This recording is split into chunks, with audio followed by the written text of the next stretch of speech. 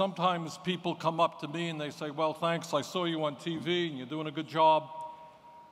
The truth of the matter is, and I say this from the bottom of my heart, is you inspire those of us who are progressives in Congress. You give us hope. And yes, we have a hard job, but you have a harder job. Every single day struggling for decent contracts, educating, organizing, working in areas that are hostile to unions. So thank you all very much for fighting to restore the American dream to millions of middle-class workers.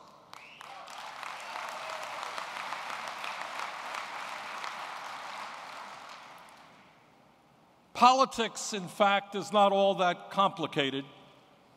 It has a lot to do with the old Woody Guthrie song that some of you may remember, "Which side are you on?" Which side are you on?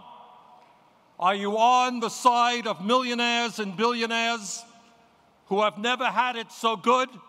Or are you going to stand with working families and the kids and the elderly who are being battered every single day? I know which side I'm on, and you know which side you're on.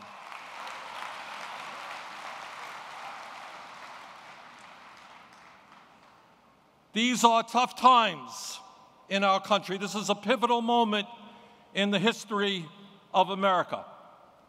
But it's important for us not just to be on the defensive, we have got to be on the offensive. We have got to hold on to a vision and bring forth a vision that speaks to what America is all about. And that is jobs that pay people a decent wage, jobs that are created in the United States of America, not China.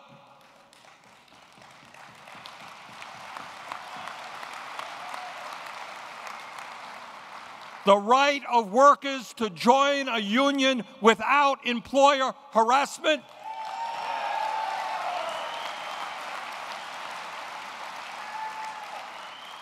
The need for America to join the rest of the industrialized world and guarantee health care as a right to every man, woman, and child.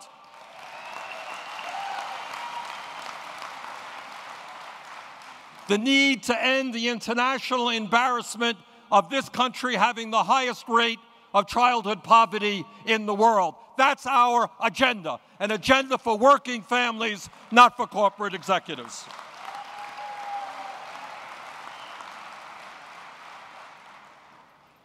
I am sure that Leo has told you, and all of you know,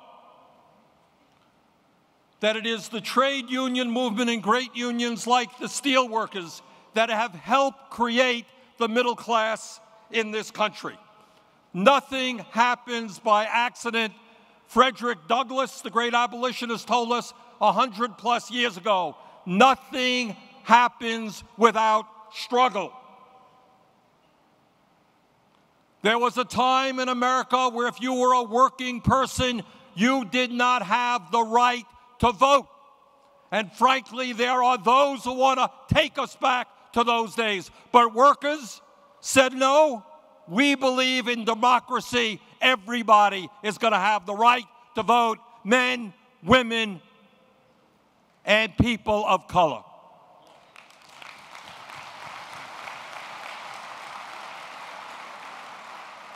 There was a time in this country where 10-year-old kids were working the fields and the factories, and working people stood up and demanded that Congress pass child labor legislation that said the kids belong in public schools, not in the fields, in the factories, and unions helped lead that effort.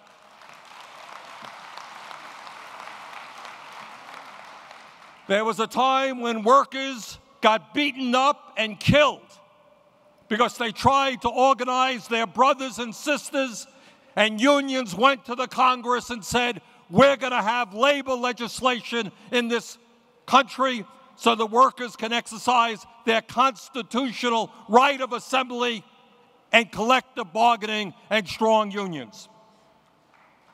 And the list goes on and on. Now, you're not going to see this on the television, on the corporate TV too often.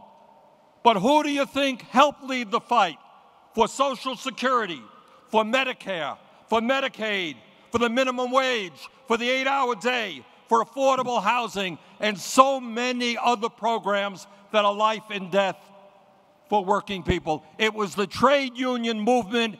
Thank you very much for all that you've done in this country.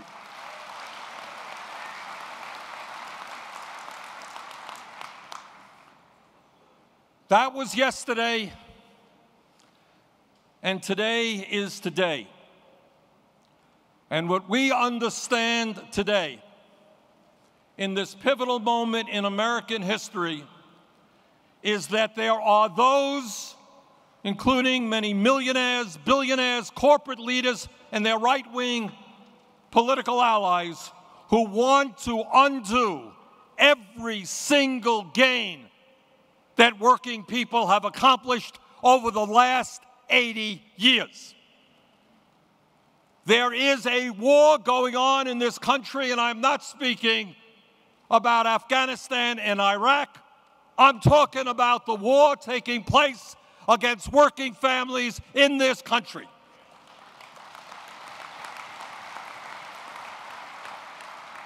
It is a class war in which the wealthy and the powerful are saying, yes, the top 1% today earns 20% of all income in America, more than the bottom 50%, but that's not enough. It's a war that says, yes, the 400 wealthiest people in this country own more wealth than the bottom 150 million. But that's not enough.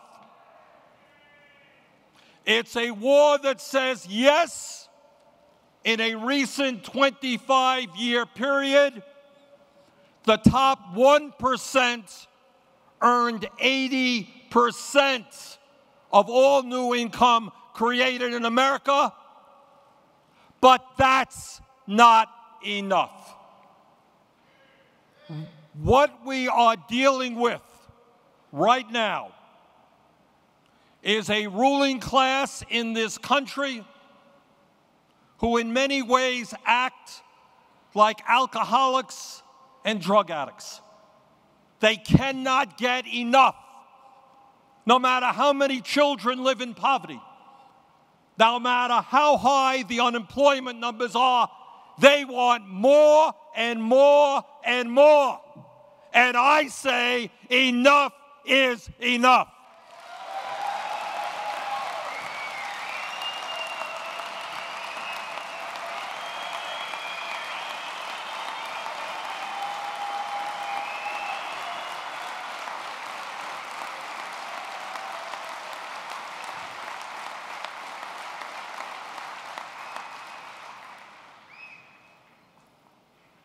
I came from a family that didn't have a whole lot of money, and I know what family economics are about.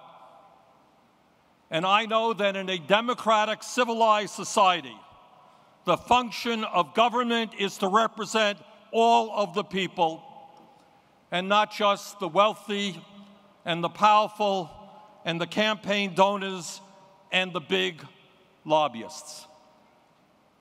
And what we have got to do now is exactly what your convention slogan is all about, and that is stand up, fight back, organize, education, and make this government work for all of us.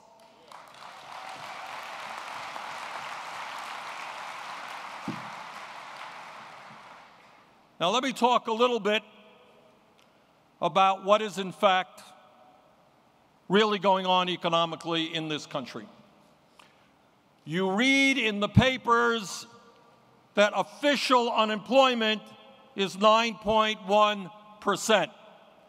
That is official unemployment. It is not real unemployment.